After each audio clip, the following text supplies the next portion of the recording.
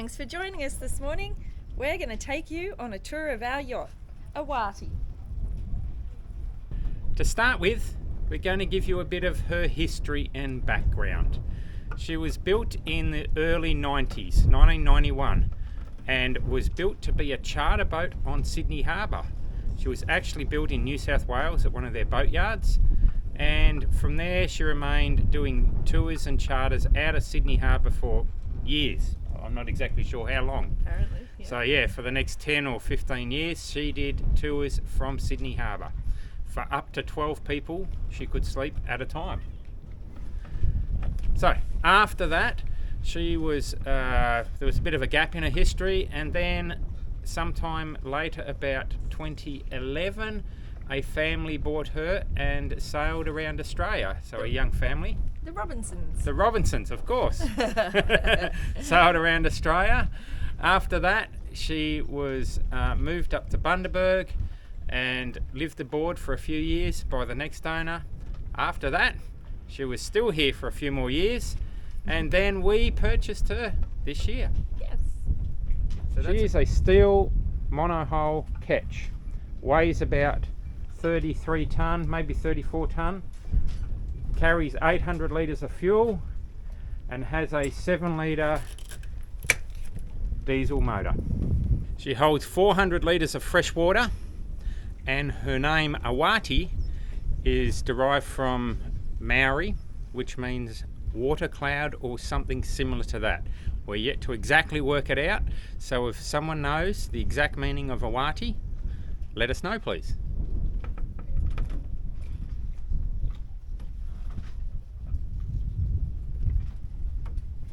Or if you happen to be the Robinsons, we'd love to hear from you. We tried to read your blog, but you've closed it down, so let us know if you're the Robinsons. Okay. She has a clipper bow, and I get to pretend to be on the Titanic.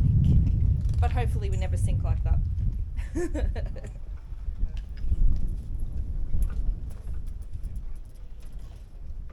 The deck is all timber.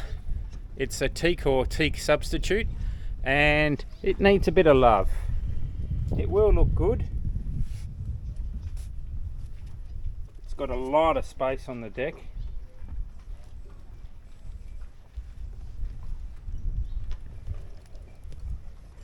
For deck parties. That's Eventually, what it's I'd like to put some cushions here, and I did want to make them so that if you flipped them over, they had solar. I don't know if that can happen. If you can make that happen, let me know. But yeah, cushions that can stay there and flip over as solar panels. for. Wind turbine for power, as well as the solar panels down the back over the tender. So we've got solar up here, 600 watts of solar, which we think's not enough. We're going to temporarily put two 200 watt panels with it as well, which will give us 1,000 of solar. But it does get shaded by the mizzen boom. You can see if it's not midday, it will shade the panels and they won't be so efficient. We've got our little tender that goes on the back. Which you saw us go out adventuring on that. Yeah.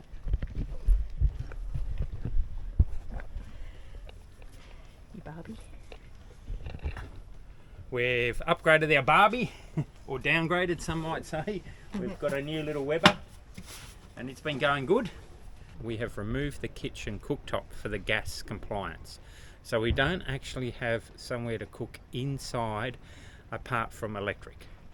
But we'll run you through the batteries, generator and so on. But for now, let's have a look. We've got a semi-covered in helm area, which is pretty good. It's pretty weatherproof. The canvas is a little bit old, needs to be replaced, needs to be addressed a little bit. But for now, it's going to do us. I'll get Catherine to run through the boat interior, where all the stuff is, the cupboards, the fridges and all of that sort of thing. And then I will go through the steering, the generator, the batteries, all of that sort of stuff at the end or towards the end of the video. So first of all, interior and the pretty stuff, of course, and then we'll go through the real stuff. All the stuff that'll make you fall asleep. The real stuff. Okay, tour guide. Yes, so... Do we want? No, this is the saloon. Lots of seating, which I love. Don't particularly like the table, but we're keeping it. It is a little bit too big, but... Large. It's got a few issues. We've been advised that it's meant to be that way, so we're going to keep that. Eventually we'll recover the cushions, but I've been making my spice rack, because as you know I love my spices. So I've got my jars, and I'm just putting on my rope so that they don't clang. And then we're going to have elastic that will go across the top so that they won't fall out when we heel. Is that right? Heel. That's it. Yes. Here we've got our galley. And as Karl said, we've got no actual gas appliances anymore. It used to go here. Used to be a stove and an oven at one stage under here. And we'll work out what we're going to do there. In the galley, we have a nice big fridge. And it goes both that way and that way. But it's a little awkward to get into. So Karl came up with a trick.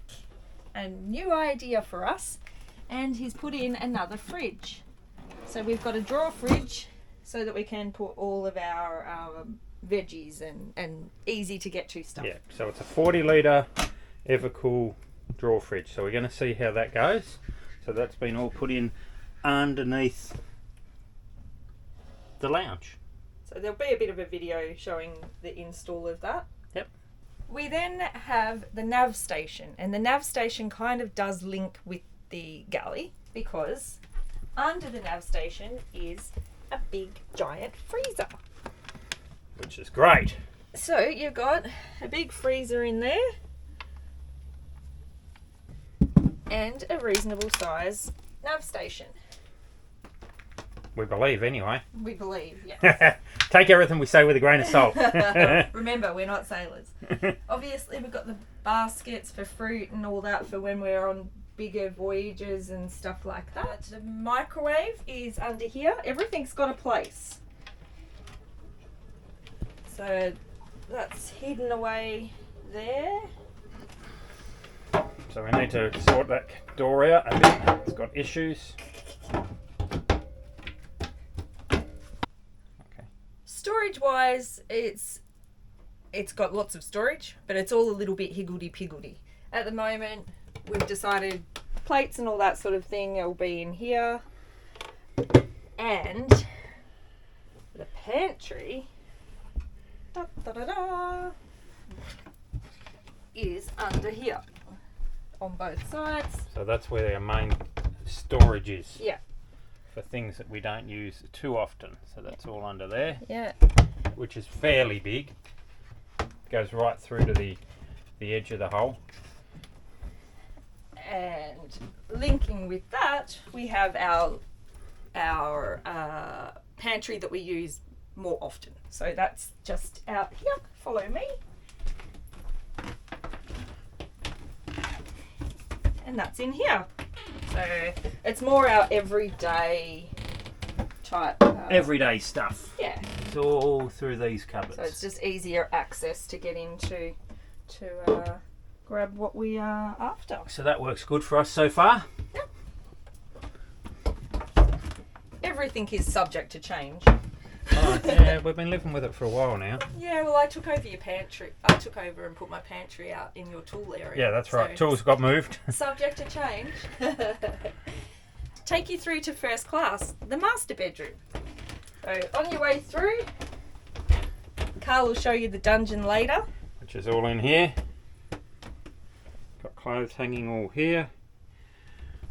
We have this nice sitting area. That just allows us to have our privacy. If we've got crew on board, we can separate away and just chill. Got a TV, which is funny because, you know, we never had TVs. Got 2 TVs now. And if you're wondering why it's a bit cave-like in here, it's because we've actually got shades on because we are in the marina. Karl had these made up by the Solar Screen Company, and they just suction on like what we have in the truck, and they're so good because it means we don't have to have permanent curtains that collect dust and crap. Yeah. So it's more for everybody else's sake, because not everybody wants to see us in the nut. No. So we got closed storage, like you said earlier. We've got storage all under the bed that lifts up, and we've got storage under there. Then through here is the top head. The top head? No. The aft head? Aft head. The aft head. In here is the aft head. The toilet. The rear toilet. Toilet, which you've seen Karl working on a fair bit. Yep. Then we have this nice shower. So it's a separate shower area, which is super nice. And of course, you know, the decorator in me. Octopus shower curtain. And yeah, in here it's just nice and roomy, plenty of space. Yep. And follow me. I'll take you to second class now.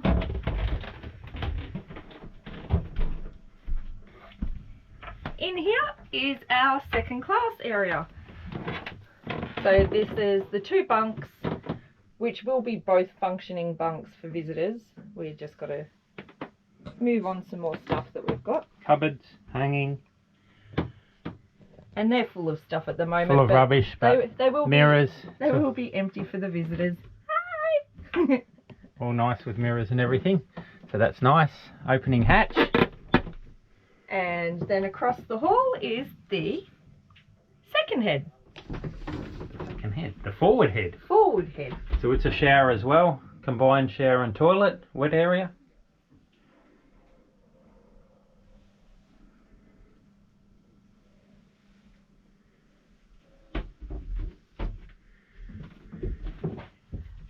Then we have third class. The V-berth. So this is the V-berth. We're going to keep 3 beds, main being the 2 lower. That's it. The top bunk there is a backup if we do require it. That's our storage area for our charging gear and everything else. Then up here, Sails. sails and all that sort of thing. We'll live on that bunk permanently. In the V-berth, Karl has made a laundry. Whoop, whoop. Look at this. I've got my washing machine that he's installed, and we'll be sharing some of that content too when we get to it. Yep. Just in case you're planning on putting one in. Works okay, this one, but uses a bit of water. It's a cheaper machine than what we had in the van, because we couldn't get that style anymore. It was made in, believe it or not, assembled in Russia. Oh, yeah, the Kamek is assembled. The Kamek was assembled in Russia, so that's an issue, obviously. So we've got this, fits in nicely, washes quite well, but appears to use probably double the water. Yeah, I'm guessing. Not necessarily ideal, but the idea is that we'll be in weather that is better, so we won't have to wear clothes. Yeah, that's right. Simple. Simple. So that's a 2-way door. Oh yeah, 2-way door. So it's either open into the cupboard and closed the room off, or closed. So it's quite nifty. I'm going to hand you over to Karl, because he wants to talk about all that stuff that makes me fall asleep. All the good stuff. Where are we going to start? Where would you like to start? We'll start at the back. Steering. So this boat has got a hydraulic rudder. So that's all in the bedroom that can be controlled manually. So it's got a manual tiller. If the system goes all bad, you can use the manual tiller at least. So in there, you can see that's our hydraulic steering and the ram for that. And yes, there will be a quiz after this. Yeah, of course there is. Under here we've just got access to, you've probably seen in here already, the last bit of the bilge, the outlet for the toilet is there. So that's all pretty accessible and easy.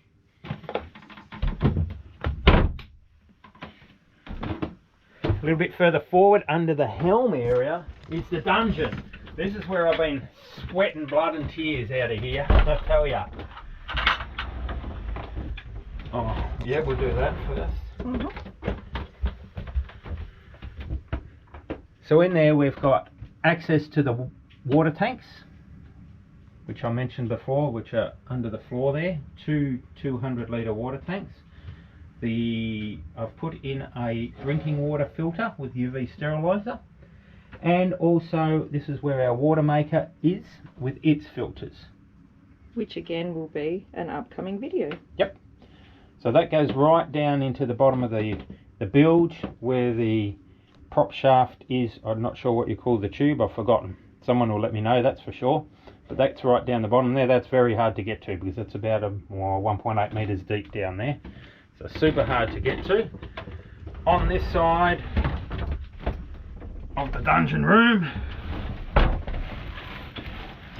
we have aircon.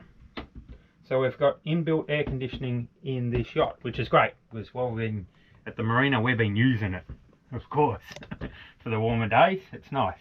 But we can use it when we're not hooked to shore power, but it will draw more power, obviously. Probably need to run the generator. So we'll get onto that. So that's done.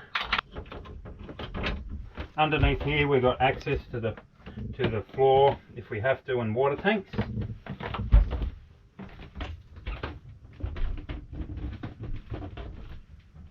And to get to the engine's a little bit more difficult.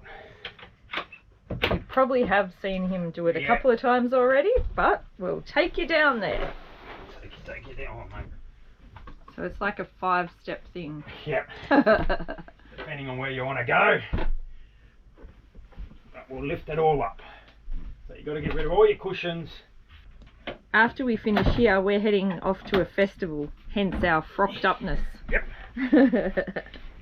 Going to a concert. In the park, literally.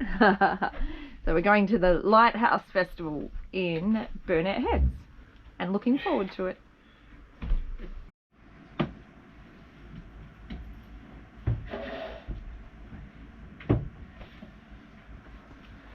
Just a little donk.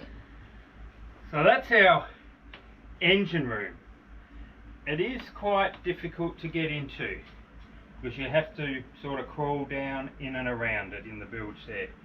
So we've got our main engine, which like I said is a 7-litre UD Nissan motor, so it's a truck motor that's been converted for marine, 6-cylinder, no turbo. So it's about 180 horsepower and uses, I think it is about 12 litres of fuel per hour. Down the back there we've got a CWASP generator, which is huge. It's a 19 kVA generator, so that can easily run everything that we want. It's huge. There's no problems with that, except of course you need to run the generator if you want to use a lot of power. The hot water currently, which is just right beneath us in that white box, is an electric 40-litre or so unit. So to run that, we really need to run the generator currently to make hot water. There's the 2 refrigeration units for the fridge and freezer under here, and they're a separate standalone old school type unit. And we have 8 house batteries in 2 banks. So that's bank number 1 of 4 batteries, and bank number 2 is way down the back on the other side that you can't currently see. So we've got about, I think, probably 125 amp, I'm guessing, each. So we've got probably 1,000 ampere hour of storage capacity lead acid for our house batteries. We also have start batteries for the main engine here, and a battery at the front for the winch as well, a booster battery. So we've got a few batteries on board altogether. We got, how many is that? There's just 2 there. So we've got 8, 10, 11 batteries all up. I thought we had 17. No, I thought we had 15, but anyway. Oh. But that's nothing compared to what we used to have on our farm. Yes, of course. So basically that's the engine room for this yacht. So to work in it, you have to get down in there. Now as you can see all the way down there, I was working earlier in our sump, because our sump pump has got our sump, which is where the shower and sink water goes, has got a hole in the bottom. So I've put another sump beneath the sump so that when it drips through, it pumps back up into the top sump, which then pumps out. So that's a little issue that we need to resolve. The motor's in good condition, as it has just been rebuilt about 400 or so hours ago. So that's great news. Generator and everything, it needs just a little bit of love, but I think it will be hopefully okay. Is there anything else you want to know about the motor? Let me know. We've got a few chargers. We've got crank battery chargers, we've got house battery chargers. And he's thrown a bit of storage in. Bit of storage in there. And behind there, also storage. We also have a couple 100-litre petrol storage under the seat for the tender, for the dinghy. So it's got a little handheld pump on it, and you can pump out from there, so that you've got your own fuel supply for your dinghy. So you've got that covered if you're out and about, i.e. going around Australia or something. So you don't have to take jerry cans everywhere. So that's nice. We're not necessarily pleased with it being indoor. Yeah, I'll have to have a look at it and assess it to see how good it's been, you know, done. But we'll have a look at it. Behind that, we've got some more storage over the back that we can't really access yet. We also have storage under the seat, which I'll show you for spare parts. Let me put the floor back together.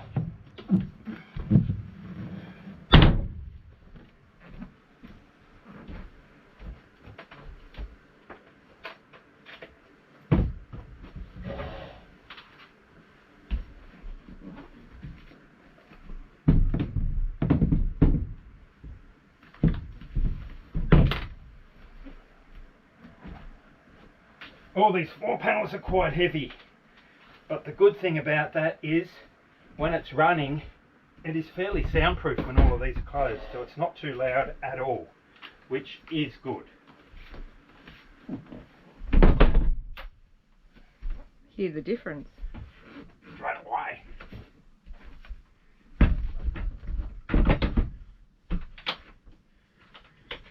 For those of you who are wondering why I'm here, underneath here is our inverter for our 240 volts, and it is a 2000 watt inverter, so a 2 kilowatt inverter, exactly the same size that we have on the Caravan.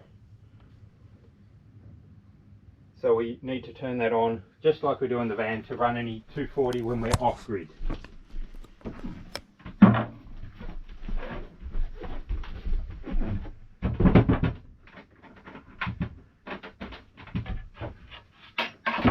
Underneath the lounge area here, we've got just spare parts essentially for the main motor, and up the very back there, the fuel tank for the dinghy, like I said, the unleaded petrol. Either side, underneath that, in the bilge area, are our two diesel tanks. So we've got one on the port side and the starboard side for boat people. So we've got 400 litres each side of diesel, which will get us about, I believe, about 1,000 kilometre range. So I think it's about, what does that work out to be? Maybe a little bit, if it does 700 miles, something like that. Anyway, underneath here there's a black water tank that needs to be sorted out. So all the waste can go into that tank when you're at port. So that needs to be sorted out. And here is our front bilge, or sump pump. So we've got a sump pump up the front here for the washing machine, the shower water and sink water from the front. And that all goes into there, and that pumps into the rear sump, which then pumps out. So that's all okay. It needs to be modified. I think it's got a problem since I put the washing machine in, that it can't handle the flow rate for the size of it when the washing machine empties, and I think it's overflowing a bit. So I need to work on that and maybe put a bigger unit in.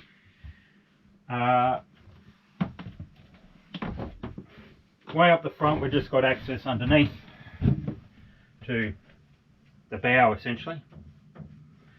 All the way up to the front, under here, not real storage, just access if we need it.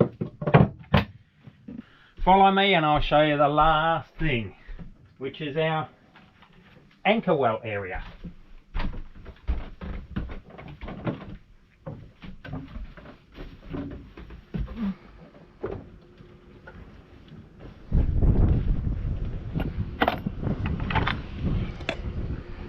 So, we've got our anchor chain goes through past the winch or the windlass, and it comes into this area here. So it's got a lot of stuff in it at the moment, being our hose and some snorkeling gear and so on. But basically, if I get this out of the way,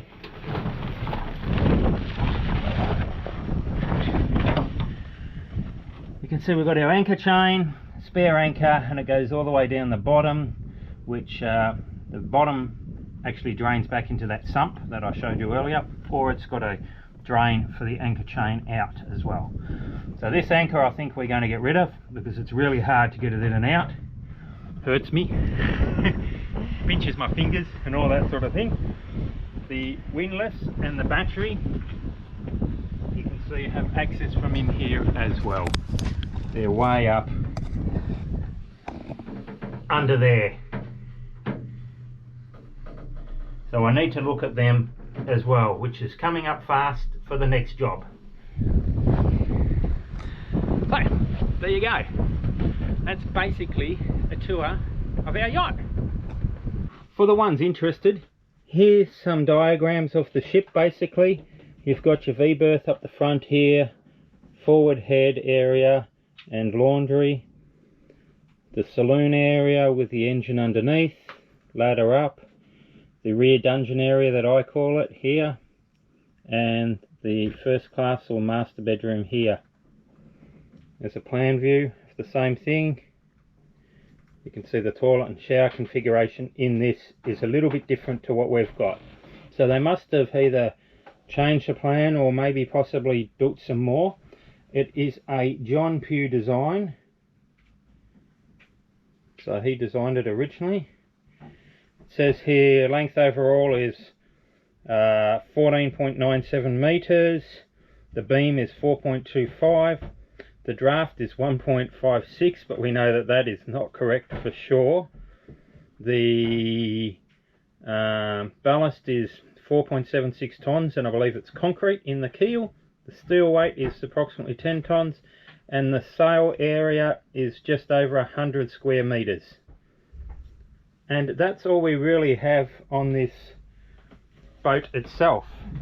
It was, like I said, constructed in New South Wales, and you can see the New South Wales flag up the top there when they wrote up this multi-language life jacket and fire extinguisher safety advice back in the day. There we have it, our lovely boat, and we love the inside of it. We think it looks magnificent. It's quite comfy to live in so far. We've been aboard for months now, so we need to just sort out a few things. One of the fridges has got a gas leak that we need to fix. We need to commission the water maker. We need to redo the anchors. The anchor roller has got some issues, and we need to have the rigging attended to, which we've sort of halfway arranged and is happening at the moment, because there's a few things on the rigging that need attention. Sailbag needs to be repaired, and the decking at some later stage. We'll have to get onto that slowly for the rest of our whole life, I'm guessing. But I will go through. I'm just getting ready to go out and party. Yeah. We'll go through all the navigation gear at some other stage. So it's got its step sounder, its chart plotter, it's got VHF radio, AIS, as well as a HF radio and autopilot and so on. So officially, welcome aboard our yacht, and I hope you can join us on our new adventures. Thanks for joining us this week, and we hope you join us next week. For more boat.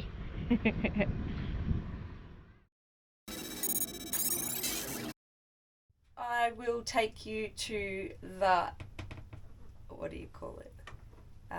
The bedroom? No, what's it called? It's called I don't know. first class. The master bedroom. Now, my uncle did say that these bunks are for midgets. No offence, midgets or small people. Maybe we won't put this in. This is for jockeys. Poor jockeys. The bow or the stern? The bow. But we're at the back. We're at the back of the boat, are we? You had a bad day today. I have. You should go back to sleep. Did you do the storage up? Thanks for watching, and don't forget to subscribe. If you want a reminder, hit the bell. And remember, we always love a thumbs up. If you're interested in joining our Patreon, jump on over to our Patreon page.